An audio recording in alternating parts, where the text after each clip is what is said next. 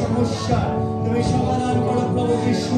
জীবন্ত পরমেশ্বর ধন্যবাদ করি প্রভু, তুমি আশীর্বাদ করো।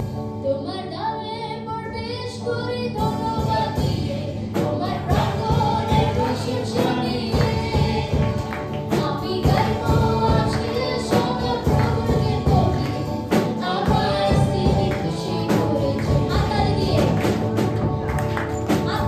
সবাই মিলে তোমার নামে প্রবেশ করি ধন্যবাদ দিয়ে, তোমার প্রাঙ্গণে প্রশংসা নিয়ে আমি গাইবো আজকে সদা প্রভুকে করি, আমার স্থিতি খুশি করেছে।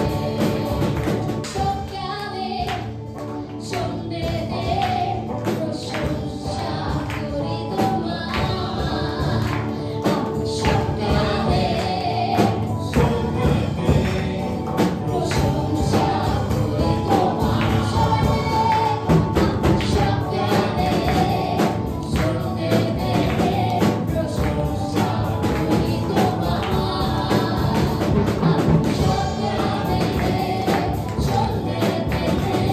প্রশংসা করি তোমার, আশিস প্রাণে যদি তোমার বাড়ি, জানি তোমার নামেতে গান করতে পারি। আমি তোমার নাম করে গেয়ে যাব, জীবন তরণী চিরদিন। আমি তোমার নাম করে গেয়ে যাব, জীবন তরণী চিরদিন।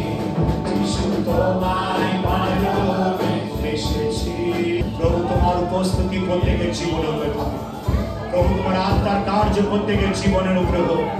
আমি প্রার্থনা করি তোমার পবিত্র আত্মা এই মুহূর্তে তোমার লোকেদেরকে স্পর্শ করুক। এই মুহূর্তে এখানে যত লোক আছে তারা যাতে আজকে ঘরে যায়। এখানে যত লোক এসেছে তারা যাতে তোমার চাঙ্গাইকে প্রাপ্ত করতে পারে। এখানে যত লোক এসেছে পবিত্র আত্মা তোমার কার্য করো। প্রভু তোমার আত্মা দ্বারা তোমার সন্তানদেরকে তুমি স্পর্শ করো।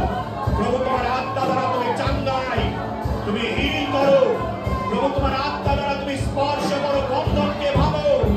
তোমার আগুন, তোমার ফায়ার তাদের অন্তরে, তাদের হৃদয়ে জ্বালাও। তোমার স্বর্গীয় ফায়ারকে নামাও এই মুহূর্তে তাদের জীবনের মুহূর্তে। ইয়েস, প্রভু আপনাকে কাজ করছে এই মুহূর্তে। চলুন বিশ্বাস করুন, প্রভু আপনাকে স্পর্শ করছে এবং আপনাকে চাঙ্গা করছে।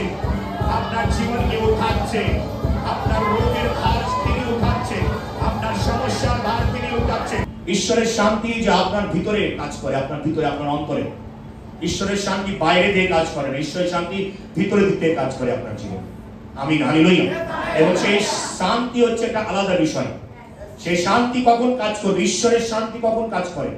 ঈশ্বরের শান্তি তখন কাজ করে যখন আপনার কোনো দরকার আছে। ঈশ্বরের শান্তি তখনই কাজ করে যখন আপনি কোনো সমস্যায় আছেন। ঈশ্বরের শান্তি তখনই কাজ করে যখন আপনি কোনো শয়তানের অ্যাটাকে আছেন, কোনো বিপদে আছেন। আপনি মনে করছেন যে চারদিক থেকে আমি কমজোর পড়ে যাচ্ছি, চারদিক থেকে আমি আমার জীবনের সমস্যার পার।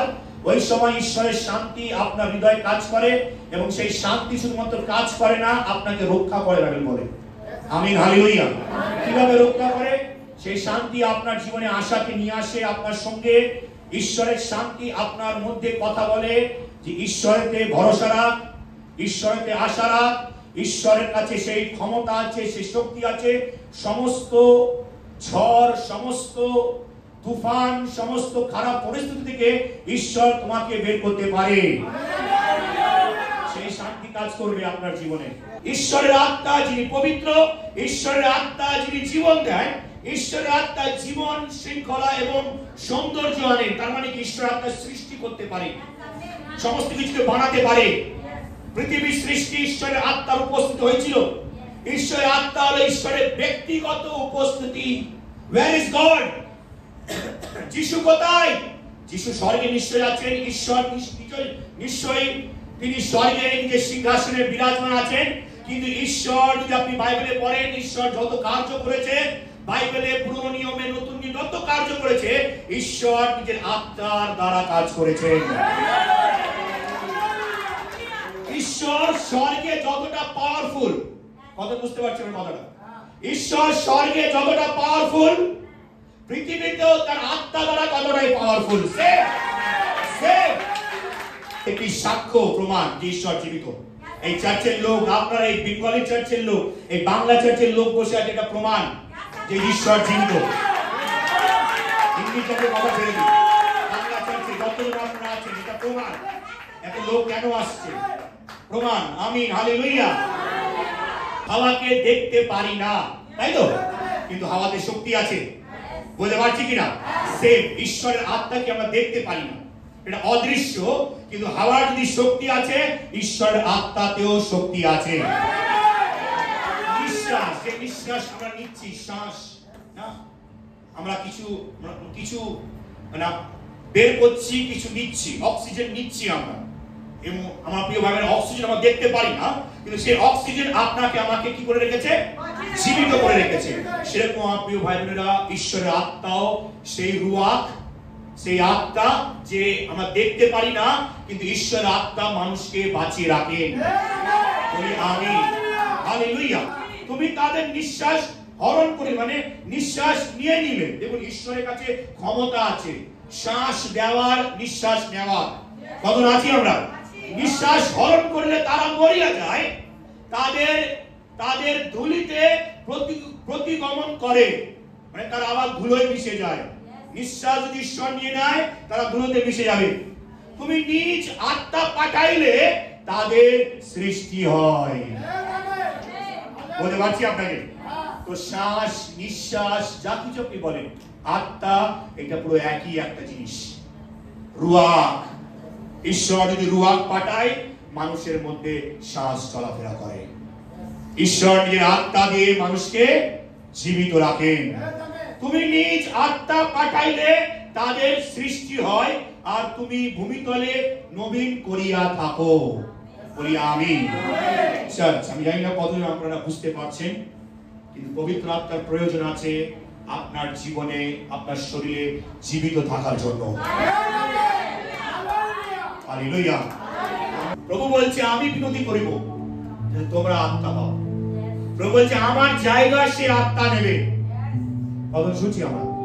প্রভু বলছে, আমার জায়গা সে আত্মা নেবে, সে তোমার সঙ্গে থাকবে, সে তোমাকে, তোমার সহায়ক হবে, সে সমস্ত কথা তোমাকে শিখাবে এবং সমস্ত জিনিস তোমাকে মনে করে দেবে যে আমি তোমাকে বলেছি। জগৎ এই আত্মাকে গ্রহণ করতে পারে না, কিন্তু আপনি আমি গ্রহণ করতে পারি, কেন আমরা সেই আত্মাকে জেনেছি। তাই আমরা জেনেছি, আমরা তাকে গ্রহণ করতে পারি।